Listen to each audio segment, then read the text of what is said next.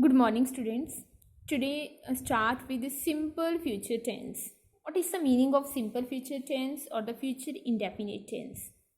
Simple future tense is used for the predictions, to denote the future time, the time that is yet to come.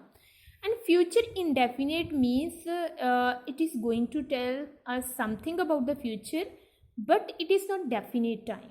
Means time is not given properly.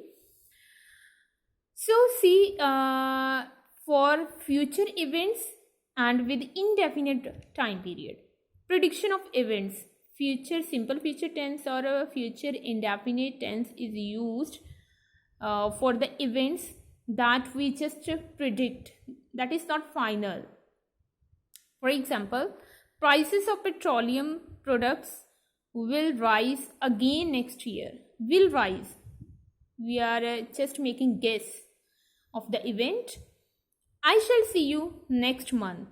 Also, this is one kind of a guess that it might be the situation in which the rate of the petroleum will high, or next month I will see you. This is not fixed. The time is the given situation is not fixed. It is indefinite, not definite.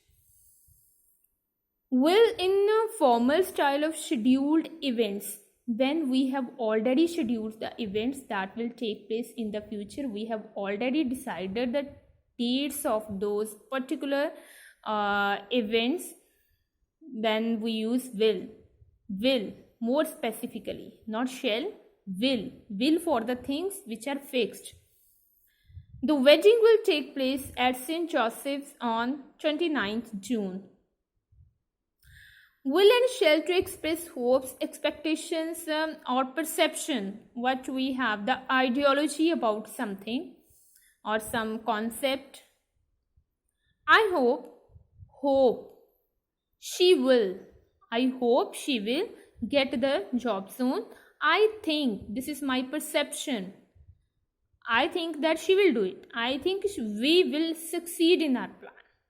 So these are the hopes, perceptions, and expectations. Next is we have other ways of expressing the future tense. Be going to. I'm going to see him tomorrow. It means I will see him. So instead will we have used going to, but the meaning is same. Be to. I am to see him tomorrow. I am to see means I will see. I am to see means I will see. Present continuous. I am seeing him tomorrow. It also means I will see him tomorrow. Simple present, I see him tomorrow. We have used a simple present tense. As I earlier told you that simple present or present indefinite is also used for the events that are fixed. For example, I gave you one example. Holiday starts or holidays begin next month or next week, like this. Now come to future continuous tense.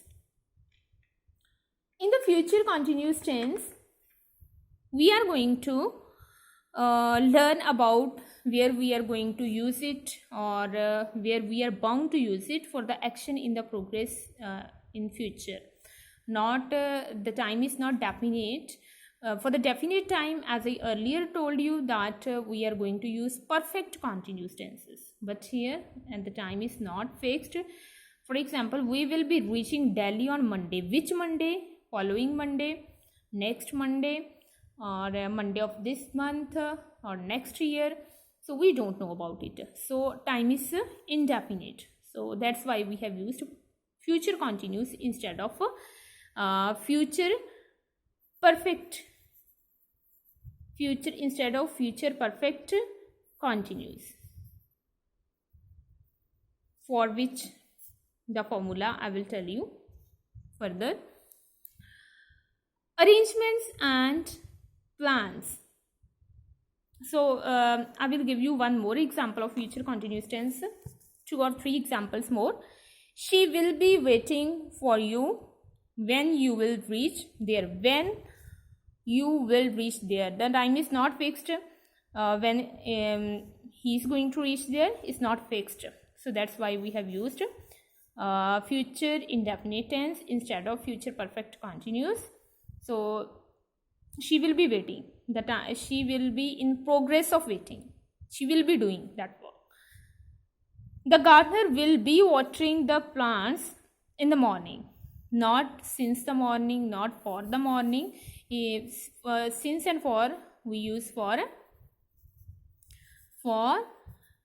perfect continuous tenses, but here we are simply having in the morning, means indefinite time period, so we have used future continuous tense.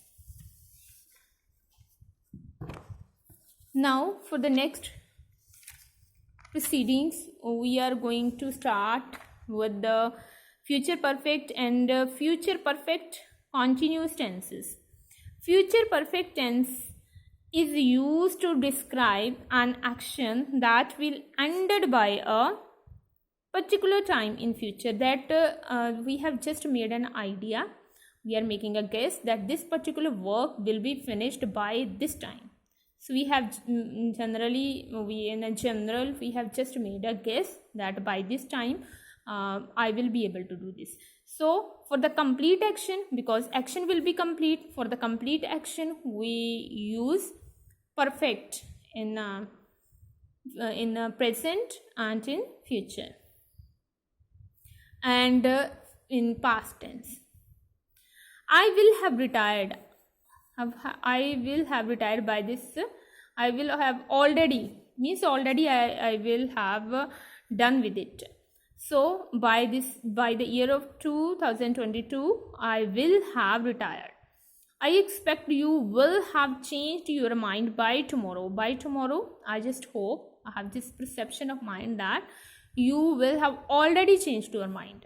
Means you will have already done it. So for already done things, we used perfect continuous tenses, and for perfect tense, for perfect tense we have formula for the future is will, either will or shall have plus third form of the verb.